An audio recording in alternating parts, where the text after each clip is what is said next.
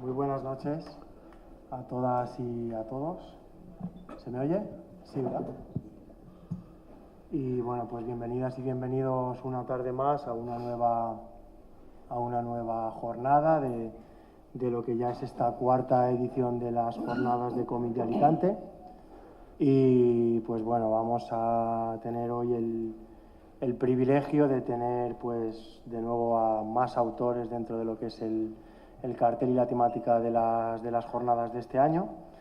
Y bueno, antes que nada quiero sobre todo agradecer, aparte de por supuesto a todos ustedes, su presencia, al Centro Cultural Las Cigarreras, a la Concejalía de Cultura por haber patrocinado este nuevo evento, una nueva edición.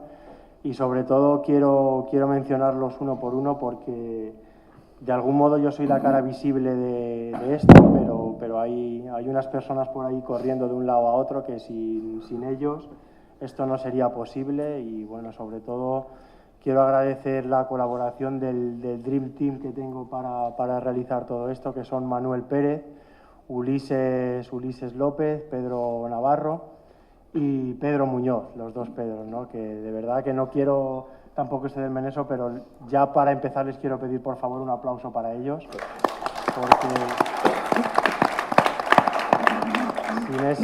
sin ese equipo de verdad que esto no sería posible. A partir de ahí, pues bueno, quiero empezar ya un poco con lo que es la temática, con esta relación que tenemos este año entre la literatura y el cómic. Y bueno, pues abordar un poco o de alguna manera plantear el hecho de que, pues bueno, de que hoy somos realmente afortunados, ¿no? Somos afortunados, tenemos el privilegio, el honor de contar con una figura fundamental, con la presencia del gran maestro José Ramón Sánchez, un autor, un ilustrador, un pintor, un dibujante, un artesano, como a él le gusta llamarse, luego entraremos en estos temas, ¿no?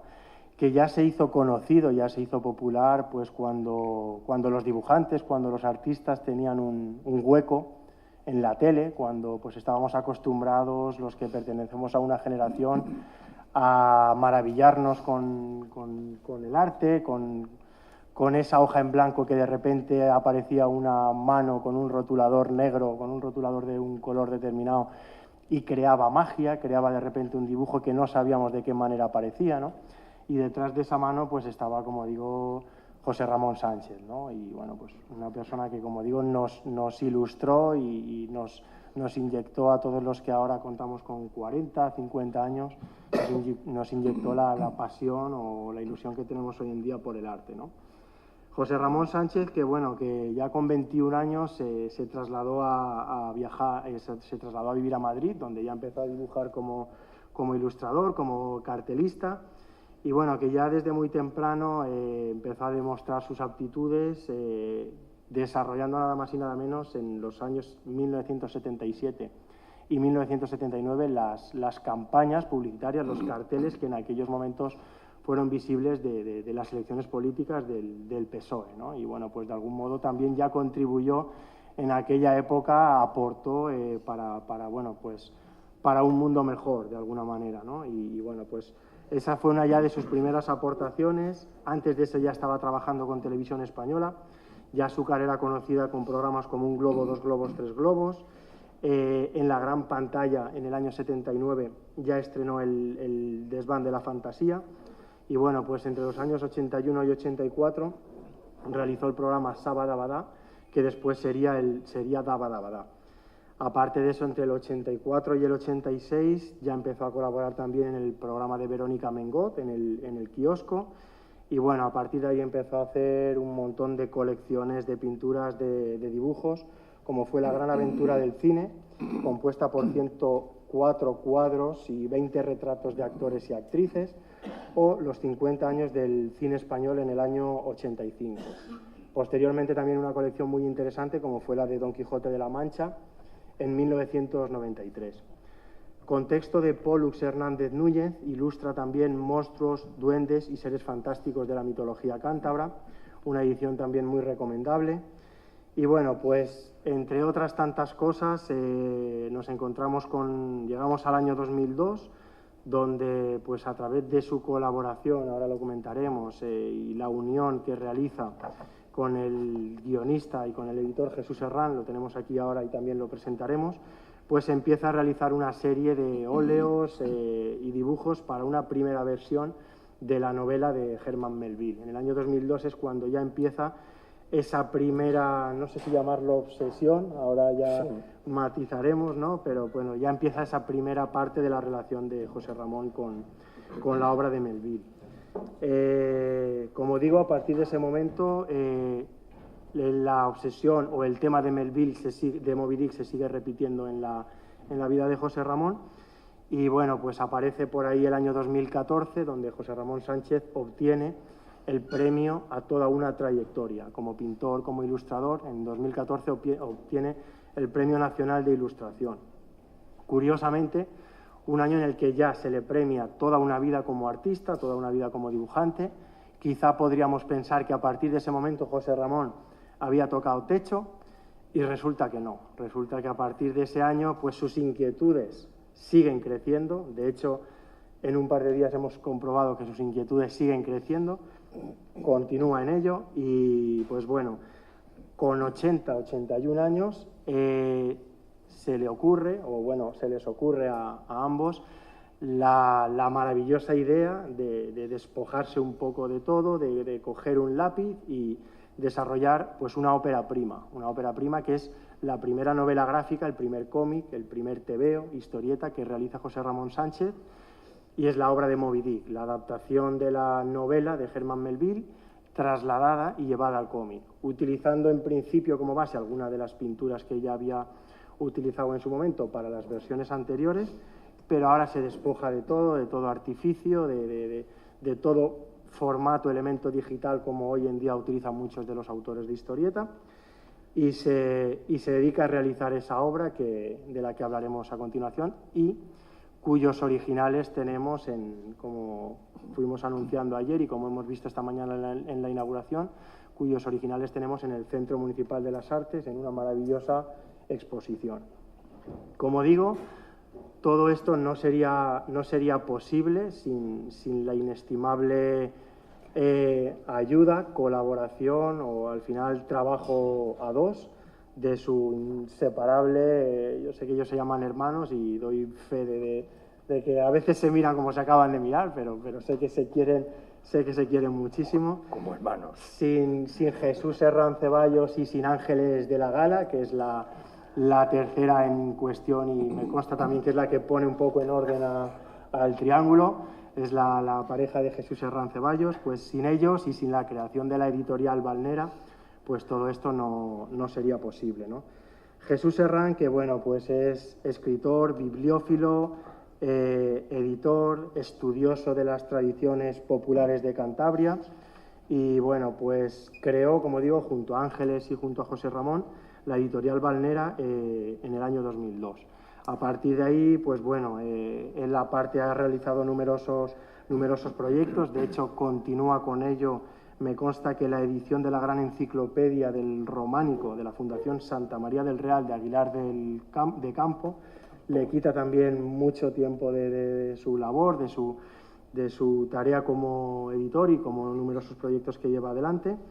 Y bueno, pues consigue también de alguna manera que la editorial Valnera pues entre en coedición con la editorial Panini para desarrollar o ampliar de una manera más profunda lo que es la oferta del Moby Dick que José Ramón ha realizado, ¿no? Y bueno, pues sin extenderme mucho más, ya si acaso, bueno, por supuesto agradeceros a ambos la presencia, que estéis aquí, de verdad muchas gracias a los dos. Gracias a ti por traernos aquí. Y bueno, pues casi os voy a lanzar alguna pregunta, si os parece. Y bueno, sobre todo, pues quería empezar con José Ramón en el sentido de bueno, hemos comentado un poco con este repaso breve, porque si no nos extenderíamos demasiado y al final lo que quiero es que vosotros contéis cosas. Y no sé, José Ramón, yo pienso que al final eres ilustrador de toda una generación, de muchos de los que estamos aquí. lo has demostrado todo con la obtención ya de ese Premio Nacional de Ilustración, y al final te lanzas, ¿no? Y pues en ese año 2017 os lanzáis a la carrera de lo que es el cómic. ¿Cómo surge esa locura, José Ramón? Bueno, hay una cosa que quiero aclarar, y es que yo nunca he llegado a mi techo porque soy muy bajito.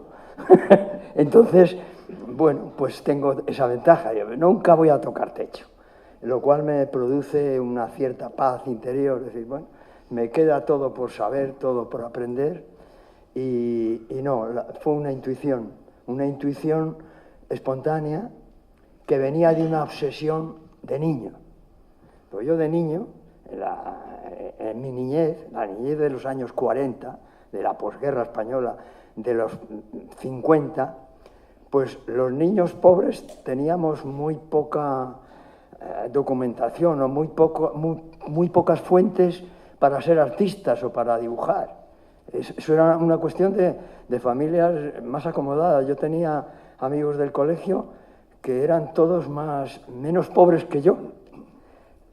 Eso facilitaba que tuvieran cartulinas, que tuvieran lápices de colores, que tuvieran cajas de acuarelas. Y yo en ese sentido,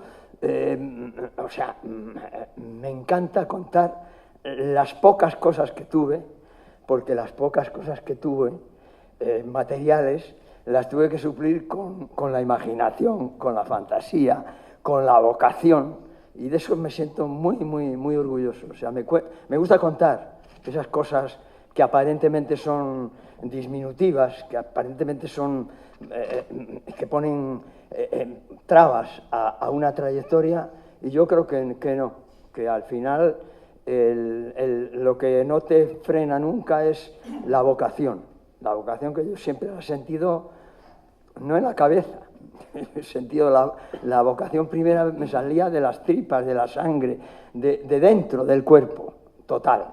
Nunca pensé lo único que pensaba es que no tenía antecedentes familiares para saber dibujar, porque mi padre era un carpintero que trabajaba en la funeraria de Santander, mi madre era una ama de casa, mis abuelos eran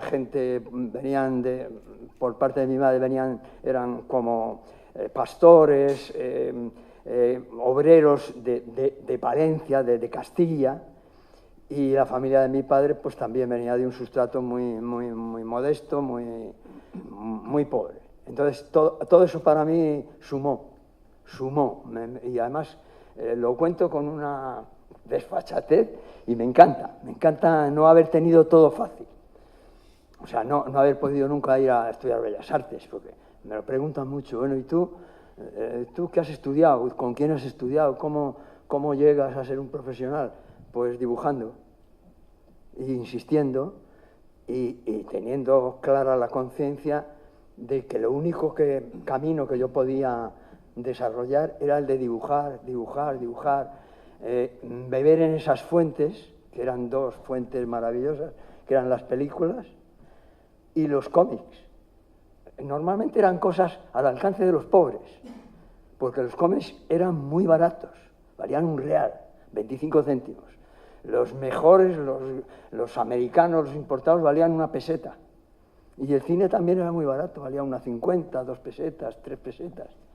Entonces, claro, ahí es donde yo bebí, siguiendo el camino de la pobreza, y sí tuve un deseo infantil, entre los 6 y los 7 años, cuando ya empiezas a tener uso de razón, lo que se llamaba entonces, y se sigue llamando uso de razón, que empiezas a pensar. Y yo pensé que cuando fuese mayor, cuando supiese dibujar bien, haría un cómic que se vendiese en un kiosco. O sea, me fascinaba el hecho de ir a comprar un cómic, una historieta, un kiosco con mi madre los domingos, porque nos daba para un tebeo a la semana. Y a mí me fascinaba, ya me veía yo en la piel del que hubiera dibujado ese cómic, y que la gente fuéramos a comprar un cómic de algo que estaba allí colgado y editado. Y esa fascinación que yo tenía por el cómic, claro, la aparqué, porque sí me di cuenta, yo ya me habían llevado mis padres a museos, al Museo de Bellas Artes de Santander, ya había visto revistas con cosas del Museo del Prado, ya había ido en unas navidades con un militar que era novio de mi tía Pilar y me llevó unas vacaciones luminosas. Me dijo, no, yo estaba entonces estudiando en un internado en Palencia, un internado de los maristas.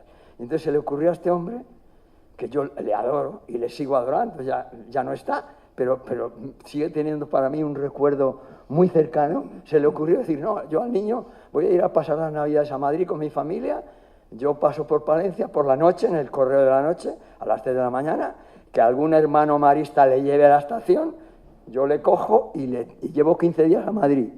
Y yo creo que los 15 días, aquellas vacaciones de Madrid, fueron absolutamente mágicas, porque conocí 3 cosas que ya no las no he podido olvidarlas.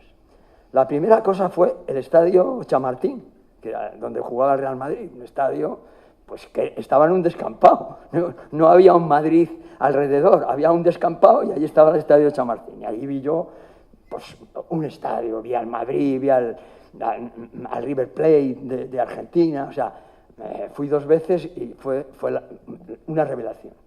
Otra cosa que vi fue los cines de la Gran Vía, porque yo estaba acostumbrado a los cines de Santander, que eran pequeños, siempre se estrenaban las películas 1, 2 meses o 5 más tarde que se estrenaban en Madrid, en Barcelona. Y vamos, yo cuando llegué a la Gran Vía, el primer cine que fui al Palacio de la Prensa, a ver Los 3 mosqueteros, de la Metro en Technicolor, con Lana Turner y Gene Kelly. Y bueno, a mí me deslumbró aquello. Y hubo algo que me deslumbró más que los cines de la Gran Vía y que el Estadio Chamartín, que fue el Museo del Prado. O sea, en el Museo del Prado dije, pero ¿cómo existe esto? ¿Cómo hay aquí tanto? Esto es un tesoro. Vivir en Madrid es como vivir en la gruta de Alí Baba, pensaba yo. Digo, si algún día vengo a Madrid, vendré una vez a la semana. Vendré. Y así fue. Yo después, durante mis 40 años en Madrid, los sábados o los domingos iba al Museo del Prado. Cuando estaba el Thyssen y el Reina Sofía, ya hacía el periplo y iba a los 3. Madrugaba un poco, pero siempre el último era el Museo del Prado, porque era lo mejor, lo más. No sé, ya si me perdí, no sé a qué iba. ¿Qué estaba contando? Bueno, bien. Entonces, bueno, mi vida transcurrió, pasó, me hice un profesional de muchas cosas, he tocado muchos temas, pero yo creo que ninguno de una manera profunda. Pero llama quizá, José Ramón, la atención, analizando un poco tu carrera y tu evolución artística como creador, que hablando del cómic y hablando de tu carrera como pintor y como ilustrador, si analizamos cómo evolucionan muchos de los artistas en la actualidad, o sobre todo en la segunda mitad del siglo XX hasta ahora, muchos de los grandes autores, pintores actuales, quizás vivos, empiezan haciendo cómics, empiezan haciendo ilustraciones, acaban siendo pintores, acaban trabajando para el cine. Esa es digamos, la evolución más habitual dentro de lo que son. En cambio, en tu caso, atraviesas esas fases, pero quizá a la inversa, ¿no? Te acabas convirtiendo en un autor de cómic, en un dibujante, más al final de tu carrera. Sí, pero hay una cosa evidente. En mi trayectoria, yo llegué a comprender que el cómic era un género menor, porque conocía a gente, soy amigo de Chiqui de la Fuente, y coincidíamos en el Festival Infantil, de Cine Infantil de Gijón, y iban gente del cómic. Y la gente del cómic estaba en un escalón más bajo que el mundo de los ilustradores. O sea, los ilustradores mirábamos por encima del hombro a los historietistas. Nos parecía un género menor. A mí me seguía pareciendo que era el colectivo que mejor dibujaba. O sea, yo he vivido con pintores, he conocido a escultores, he conocido a muchos ilustradores. Los historietistas dibujaban mejor que cualquier pintor de bellas artes, que cualquier ilustrador dibujaba mejor, en lo que yo pensaba que era mejor. Dominaban más el movimiento, las figuras, la identidad de los personajes. A mí me siguió pareciendo mejor, aunque el estatus estuviera por debajo del mío. Yo no volvía a retomar la idea de hacer un cómic, pero cuando cumplí 80 años, me acuerdo que surgió en una comida con Lines y con y con Jesús en Villanueva de Villascusa, Cantabria. Ahí es donde quería un poco... Bueno, perdón. Sí, continúo. Y ahí es donde yo creo que, comentando con ellos, oye, joder, acabo de cumplir 80 años, estábamos celebrando mi cumpleaños. Oye, y yo, aquella idea que tenía de niño de hacer un cómic, al menos intentarlo, pues como no me dé prisa, no cojo el tranvía y me voy a morir sin hacer el cómic. Pero fue un momento clave porque yo no tenía ningún proyecto inmediato. Entre otras cosas porque me había dado un año anterior un ictus, o sea, un amago de infarto cerebral, y me habían dicho los neurólogos que dejara ya la actividad, el trabajo de muchas horas y que lo próximo que me pasase iba a ser irreversible. Y yo cogí un pánico feroz, tuve unos ataques de pánico, que bueno, que no os cuento porque me da mucha vergüenza contarlos, porque es como si yo me presentara desnudo ante vosotros, pues igual. Y entonces, en aquel momento, aquel día concreto, que fue un domingo, no se me olvida, empezamos a hablar y dije, yo quiero hacer un cómic, pero no sé qué cómic hacer. Y mis socios hermanos tienen en la habitación, en el dormitorio conyugal, como se decía antes, en el dormitorio conyugal, tenían una lámina con muchos dibujos de Moby Dick, porque yo había hecho como 20 folios y los había llenado de dibujitos que fueron los que sirvieron para el Moby Dick, página a página de texto. No había una página solo con texto, todas tenían por lo menos un dibujín, un detalle, un arpón, una ola, un pez, la cola de Moby Dick, todos tenían un detalluco. Y yo vi aquello y dije, joder, la historia que mejor me conozco, porque ya lo había ilustrado profusamente, digo, es Moby Dick. Se nos encendió la luz como diciendo, igual hay que hacer un Moby Dick. Y me acuerdo que Jesús dijo, no, si ya lo tienes hecho, son estos dibujos, pero ya con viñetas y tal. A mí no me convenció mucho aquello, porque dije, no, yo quiero hacer algo nuevo, yo quiero meterme en el lenguaje de la historieta, quiero investigar, quiero probar, y a lo mejor no me sale.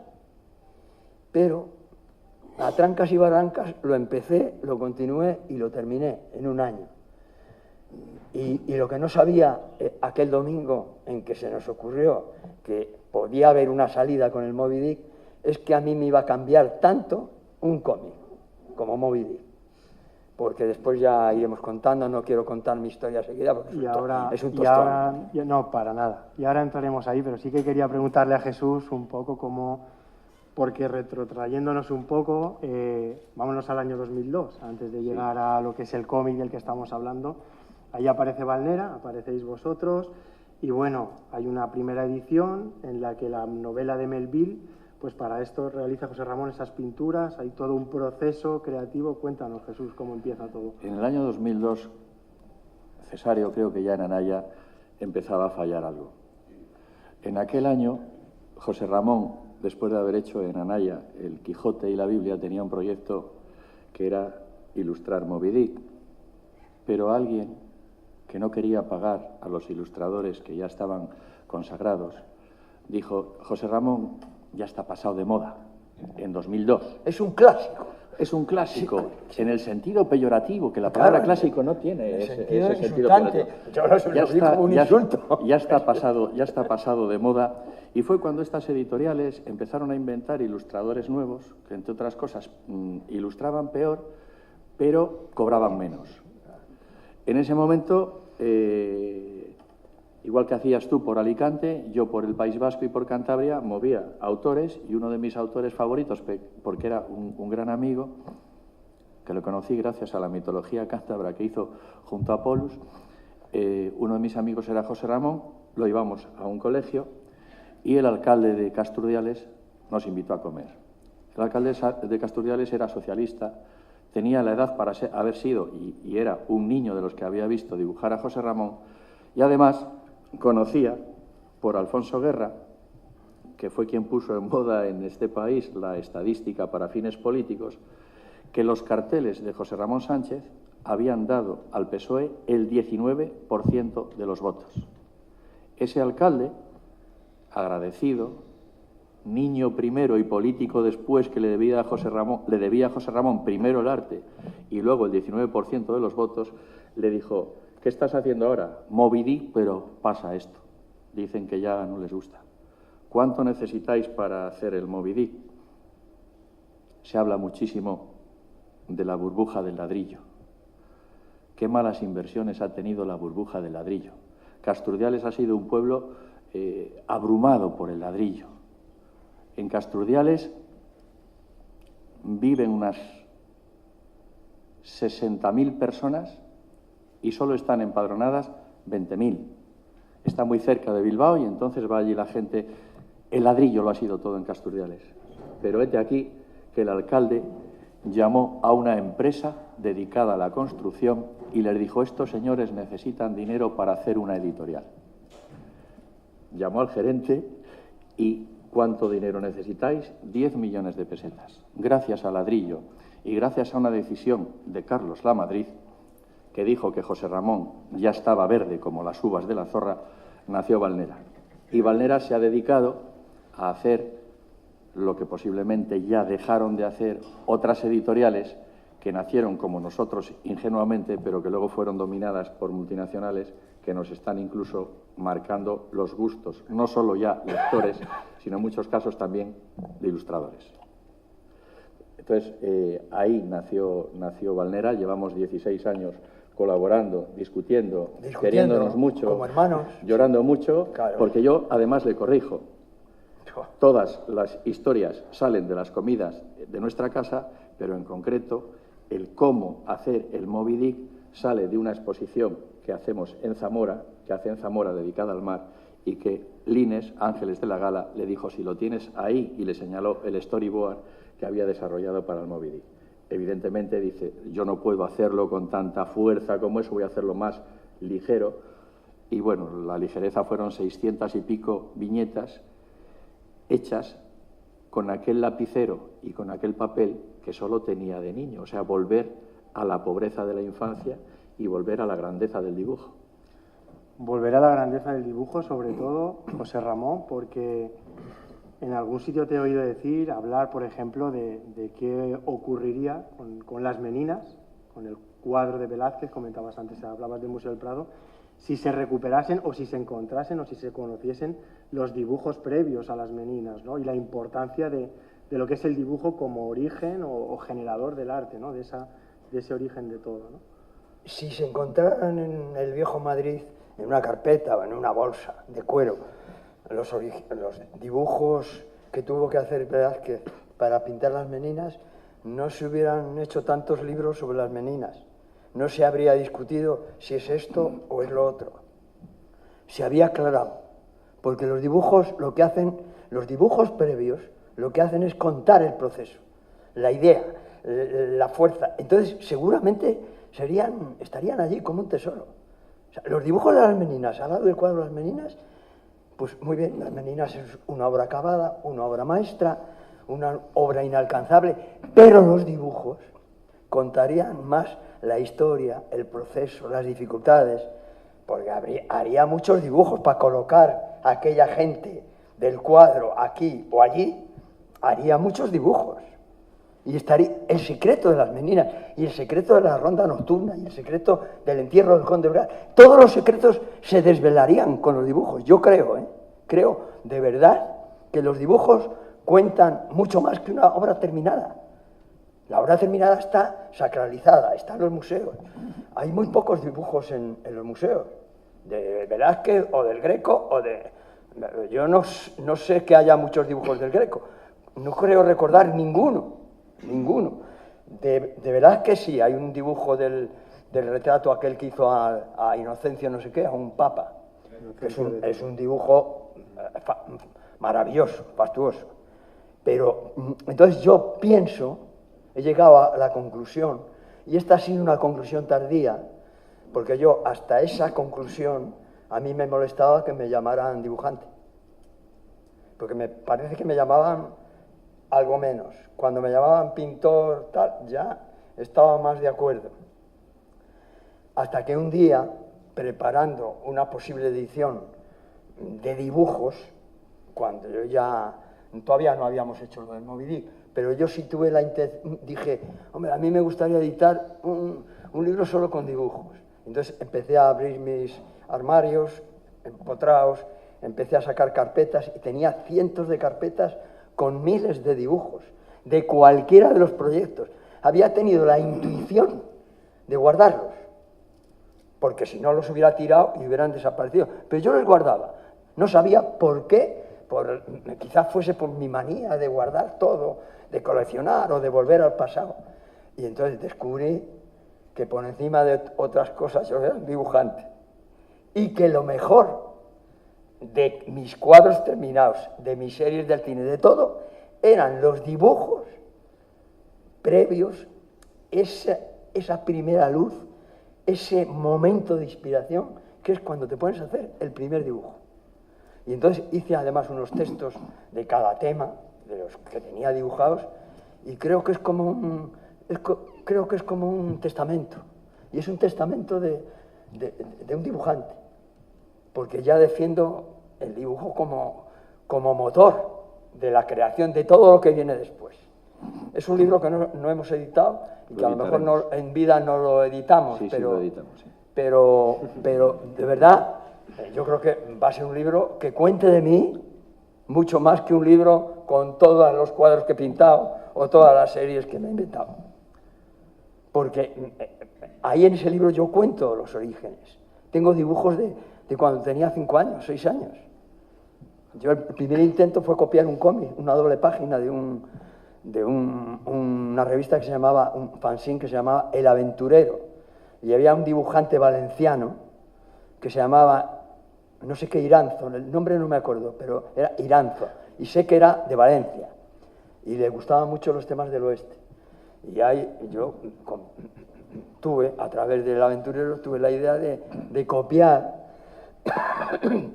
una doble página que era una estampilla y después el chico y el niño, el chaval, se metían en el río para que no les pisaran las vacas, o sea. Y ya ahí, yo me acuerdo hace 2 años, en Santander, una convención que hubo de historietistas del norte, yo me dijeron, danos una charla de lo que haces tú de dibujar. Entonces se me ocurrió llevar esa doble página porque mi madre guardó el original. Es un dibujo a plumilla. Lo llevé y lo puse allí. Digo, mira, aquí tenéis, no sé qué os parecerá. Porque a mí me parecía muy malo. Yo siempre copiaba mal. Yo no era un buen copista. Pero me dijo un historietista vasco que estaba con una chica guapísima, que era su pareja, se acercaron los dos y me dijeron, ¿y no te gusta? ¿No? ¿Y por qué hablas de esta doble página? Porque me parece que está muy mal dibujada. Dice, sí, está mal dibujada, está mal copiada, pero ya hay una creatividad tuya, el agua, los historietistas hacen un vacío con unas rayitas y vale, y tú estás moviendo el agua, y tú estás moviendo el polvo, tú estás transformando, tú ya aquí ya tenías una vocación de historietista salvaje, aunque no la hayas desarrollado. Entonces, bueno, pues yo cuando empecé el Moby Dick, sí tuve también dije, me voy a tirar una chulería y lo voy a hacer a lápiz, a ver si aguanto, Y yo pensé que me iba a cansar, que me iba a agotar, que iba a añorar el color, pero no añoré nada. Durante el año justo, porque estuve 3 o 4 meses haciendo una maqueta con un bolígrafo, en unos folios doblados, y yo me hice ya una historia con sus diálogos, con sus introducciones literarias, me hice una maqueta de trabajo. Y después ya me puse durante 8 meses a ilustrar página a página, de principio a fin, esta versión de Moby Dick. Y me lo pasé como un enano, porque me acordaba mucho de mi tía Pilar. Yo tenía una tía que era modista y bordaba muy bien, o sea, ella manejaba los hilos. Y no sé por qué yo un día descubrí que no había negros, no hay negros puros en este Moby Dick, pero que estaba todo como tejido. Los grises, los mares, los fondos de interiores, los personajes están como como si los hubiera tejido, como si hubiera dibujado con una aguja y un hilo enhebrado, un hilo negro. Y dije, bueno, pues esto yo creo que va a ser novedoso, yo creo que puede funcionar. Y bueno, y aquí está. Y toda esa maravilla dibujada que tenemos aquí en este libro, hay que decir también que no sería posible sin la enorme, ingente labor del socio, ¿no? Del hermano del alma, Jesús Herrán, en el sentido de el mérito y lo bien adaptada bajo el criterio de un humilde servidor, que está lo que es la edición de la novela de Melville, ¿no? La diferencia también de enfrentarse a la novela y adaptarla y crear un guión para cómo es ese proceso. Los que no le conocíais ya le estáis conociendo ahora. ¿Quién marca una guía a José Ramón? ¿Quién le pone un guión? Yo creo que nadie. No le puedes parar. Entonces José Ramón empezó a hacer el Moby Dick y empezó a hacerlo dibujando, siguiendo la novela, pero no dejando hueco para los bocadillos, ni pensando en que había que hacer un guión, porque él lo tenía en la cabeza y tú no le puedes frenar.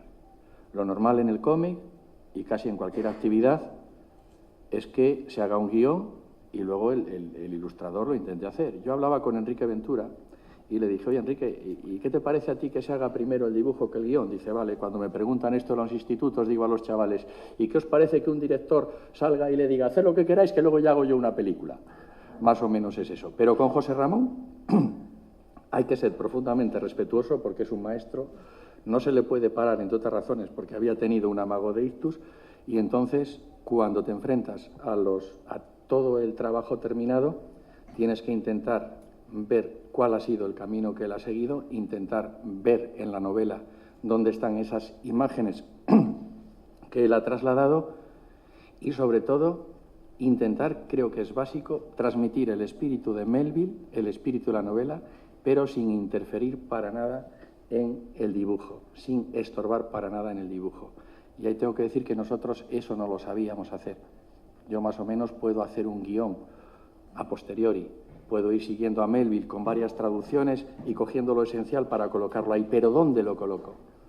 Y en ese momento recurría a un gran amigo, Enrique Ventura, le mandé el PDF de todo el libro y él me lo devolvió con unas láminas amarillas dibujadas encima, diciendo muy humildemente, aquí lo pondría yo. También le dije, por favor, ¿me puedes corregir lo que yo he puesto? Y dice, no, no voy a tocar nada. No toco nada porque creo que llegué a una capacidad de síntesis llevada por esa motivación de no tapar para nada el dibujo de José Ramón, que ya expresaba bastante. Entonces tenía que hacer lo mínimo, sintetizar lo máximo. Y me ayudó mucho una compañera que tengo de trabajo, que no es lectora, y entonces yo iba dando las versiones donde estaba el Melville más barroco y arrugaba el morro. Hasta que llegó un momento que fui quitando y dice, no quites más, que así ya me gusta, y si quitas más no lo entiendo. Entonces, cuando un no lector me dice eso, es en el momento que me paro. Y yo creo que la obra nos ha quedado redonda porque ya teníamos un entrenamiento. Habíamos hecho la guerra de los cántabros con Roma y habíamos funcionado más o menos así. Tú hacías las imágenes y luego yo a posteriori ponía la voz.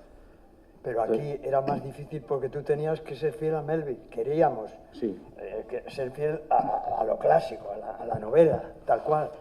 Y era más difícil. O sea, si yo te hago unos dibujos y tú pones unos textos, pues puede ser relativamente manejable el asunto. Pero si tienes que interpretar a Melville y todo lo que tiene la novela... Pero fíjate, hay una parte, por ejemplo, al principio que dice, cuando estoy triste y en mi alma hay un noviembre húmedo, entiendo que debo hacerme al mar. Ahí se ha quedado. Pero es que la primera versión es, cuando estoy triste y siento ganas de quitar el sombrero a la gente, me paro delante de una tienda de féretros y no sé qué. Entonces, me pareció que era lo esencial. Cuando estoy triste y en mi alma hay un noviembre húmedo, o sea, se podía haber hecho mucho más adornado. Por ejemplo, comentábamos ayer que el Moby Dick de Chabuté tiene un texto enorme, tiene mucho texto. Y luego hay, yo creo que no hay un ritmo mantenido, hay muchas páginas que no tienen nada de texto, que es puramente visual, y luego de repente te entra Melville en estado puro. es excelente, pero veo esa separación, muchas páginas y nada, y otras con un texto enorme. Yo creo que aquí lo hemos cuadrado el socio y yo, Sí, y no, sobre yo todo creo- desde el respeto. A No, José no, Ramón claro. hay que dejarle hacer, y luego tú intentarte Y a poner ti- a su servicio. Y a ti hay que dejarte hacer para que hagas una cosa mejor o buena o muy buena. Yo creo que eso, hombre, nos cuesta. Ese funcionamiento tan simple que ahora expresamos nos cuesta mucho, como a mí hablar cuando A mí me da la también. tos. Pero hay una cosa, por ejemplo, que también maravilla en la evolución narrativa de la obra, tanto visual como en las letras, ¿no? Y es esa parte de, quizá ya en la novela gráfica hay un punto de inflexión, en el que hay una discusión entre el Capitán Ahab y Starbuck. Hay quizá tres momentos, ¿no? La Sí. primera aparición, Jesús de Ahab, cuando él arroja la pipa y ahí nos damos cuenta ya de que se ha despojado de todo. Y bueno, esa primera aparición y la discusión que tiene con Starbuck. Desde ese momento, tanto en la novela como en el cómic, Moby Dick deja de ser una obra puramente descriptiva, de narrarte tradiciones, de describirte a los personajes, a de repente volverse mucho más lúgubre, Sí. más profunda, y como tú muy bien comentas en el texto, en el epílogo de la obra, ¿no? Hay una parte ahí en la que el lector consigue también encontrar sus propias lecturas y sentirse identificado con el propio relato de Melville y con vuestra adaptación, ¿no? Y eso solo lo tienen las obras maestras, Las obras y eso maestras. lo habéis capturado vosotros. Sí, y está en el dibujo de José Ramón, está Eso es, hay un punto de perfectamente inflexión ahí. plasmado. Cuando Ahab ofrece una onza de oro para quien avise que hay una ballena, que sea blanca y que tenga no sé cuántas cicatrices. Es Moby Dick, dice la tripulación esa. Todos acaban prácticamente borrachos. Incluso los arponeros hacen un juramento que más o menos dice que Dios termine con nosotros y nosotros no acabamos con Moby Dick. Bueno, ahí empieza todo, y hay un infierno dibujado por José Ramón Sánchez, y a la página siguiente, la cabeza de Starbuck. Solo Starbuck se encaró con Ahab. ¿Cuántos barriles de aceite producirá tu venganza, capitán? En el mercado de Nantucket ganarás bien poco. Entonces el capitán revienta y dice, no todo ha de medirse en dinero, Starbuck. Yo he venido a cazar ballenas, no a realizar ninguna venganza. Ahí ves que ya hay un enfrentamiento. Pero, sin embargo, mañana se va a representar aquí el Moby Dick de José María Pou, que me parece que es una representación maravillosa, la vimos en Barcelona. Sin embargo, en ese Moby Dick han escamoteado un momento que es estupendo. Cuando aparece la ballena, hay una charla antes de aparecer la ballena, y el capitán Ahab le dice a Starbuck que él no vaya a luchar con la ballena. Starbuck, hace 40 años que arponé a mi primera ballena. Entonces tenía 18. Todo ese tiempo la mar ha sido mi única compañera. Dejé viuda a mi mujer el mismo día de la boda. Es joven y hermosa, pero esta locura mía me impide volver a ella. Amigo, no me acompañes cuando salga tras Moby Dick. Quédate en el barco y luego regresa a tu hogar, a esa familia que adivino en tus ojos. Ha habido un enfrentamiento, pero sin embargo hay un corazón. Mi capitán dice, tienes grande el alma, eres noble, huyamos de estas aguas mortales. No, hijo mío, por más vueltas que demos por el mundo es el destino el que nos mueve. Vamos, capitán, cambia el rumbo del Pequod y el destino también cambiará. Mi destino está escrito, es matar a Moby Dick, algo que deseo y temo al mismo tiempo. Pero fíjate que hay una parte que ha pasado desapercibida en esa obra de teatro, pero le aparta. Ahab no quiere que Moby Dick hunda el barco. Ahab no quiere llevar a la tripulación a la muerte, quiere morir él, y quien vaya con él quizá también. Pero aparta, toma las medidas para que la gente del barco no sufra. Sin embargo, había habido una historia anterior que conocía Melville, que un cachalote parece ser que había hundido el Essex, otro barco, y tuvo que hundir este. Pero en el propósito de Ahab está matar a Moby Dick, morir él, pero desde luego que hace un gesto para apartar no solo a Starbucks, sino a la tripulación. El problema es que el cachalote ese gesto no lo entendió. Claro, y habéis mencionado la representación teatral que se hizo en Barcelona, en el Teatro Goya, y bueno, no solo fuisteis espectadores allí, o sea, y es algo que aquí hemos intentado, hay que decirlo, pero que al final no se ha conseguido, y es el encuentro que se dio allí, ¿no?, en el que Josep Maria Pou, como actor y personaje y actor que encarna al Capitán Ahab y su enfrentamiento con la ballena blanca, hicisteis una charla frente al público, maravillosamente moderada por mi admirado Jacinto Antón también, gran periodista, y bueno, hablasteis, José Ramón, un poco de cómo Josep Maria Pou se enfrenta a la ballena blanca desde una perspectiva y cómo lo haces tú desde la perspectiva del dibujante, ¿no? Sí, aquí hay una circunstancia temporal y anímica paralela. Entonces, él empieza a ensayar, nos cuenta, esto nos lo cuenta él, empezó a hablar él, lógicamente, porque era el dueño de aquella escena, de aquel escenario, y él teme, empiezan los ensayos y él teme romperse. Y yo esto, cuando lo llegue a dominar y lo llegue a estrenar, no sé si voy a poder hacer una función diaria. Y lo sigue temiendo cada día. Y lo sigue temiendo, me imagino. Mañana se lo preguntaremos si sigue temiendo. Entonces, él estuvo una época con ese miedo pues, a no llegar, a que le diera un infarto en la escena. Y entonces yo le cuento un poquitín mi trayectoria. Y yo estaba también con ese miedo de que me volviera el ictus y dejara se interrumpiera lo del Moby Dick. Lo cual quiere decir que vivimos una pasión paralela, el miedo a morir. Y eso fue, para el público, yo creo que fue una sorpresa, ¿no? Porque él estaba en Barcelona, yo estaba en Santander. Más o menos, él tardó 8 meses en preparar la obra, leer el texto, en ensayarla, porque una obra de teatro de esa categoría no se improvisa en 2 meses. Y llegamos a la conclusión hubo una cosa muy bonita, y es que a cada uno nos parecía mejor el Ahab del otro.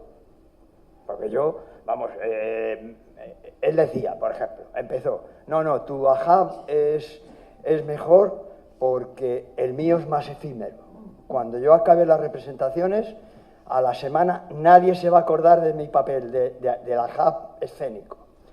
Y esta edición, porque ya tenía él, ya conocía la edición, esta edición, pues se harán más ediciones y se va a quedar más, es menos efímero lo tuyo que lo mío. Y yo, claro, yo le contestaba, aquí hubo un duelo dialéctico, es decir, no, pero a mí me gustaría representar la obra y disfrazarme de Ahab. Digo, es mucho más brillante lo tuyo, es mucho más humano, es mucho más terrible lo tuyo. O sea, yo eso no tenía ninguna duda, que lo de él era más espectacular y mejor. Yo después he llegado a una conclusión que sale hoy en la entrevista que publica el periódico de Alicante, sí. Y es que si yo hubiera visto antes la función, posiblemente hubiera derivado a un Ahab un poco más humano. Porque el mío es fiero, áspero, vociferante, es un Ahab al límite. Y él en la función, y si la vais a ver mañana, los que vayáis a verla lo veréis, él en la función tiene unas salidas, tiene un encuentro con un personaje que es un niño negro, que es un cobarde, con Pip. ¿Es Pip, no? Sí. Bueno, entonces, él sí, yo en la función de él sí vislumbré unos caminos abiertos para un Ahab más humano. Entonces, yo creo que hubiera cambiado. A mí esa obra me hubiera cambiado el tono. Hubiera sido un loco, un iluminado, hubiera seguido siendo eso, pero quizá hubiera generado, sobre todo con el personaje del niño, ese momento también de ternura. Entonces, pues, no sé si lo habrá leído él hoy, igual lo ha leído, porque además era el titular de la entrevista, el titular me parece que era el Ahab de José Maria Pou es más humano que el mío. Me parece que textualmente es eso. Y bueno, pues mañana saldremos de dudas y ya hablaremos.